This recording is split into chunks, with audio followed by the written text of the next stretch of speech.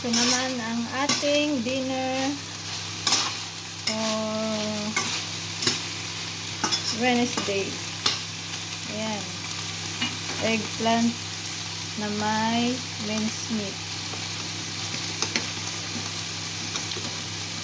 Tapos, ilalagay natin tong sauce.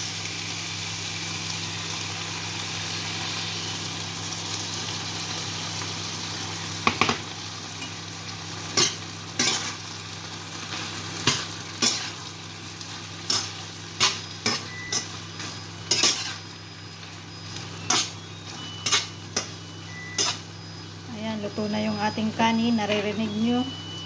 Tapos, ito yung corn soup.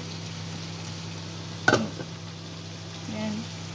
Tapos, nag-bake ako ng potato. Yung small potato. Yan lang. Solve na ang ating pang dinner. At ito, pag matapos to, garnish natin sa spring onion.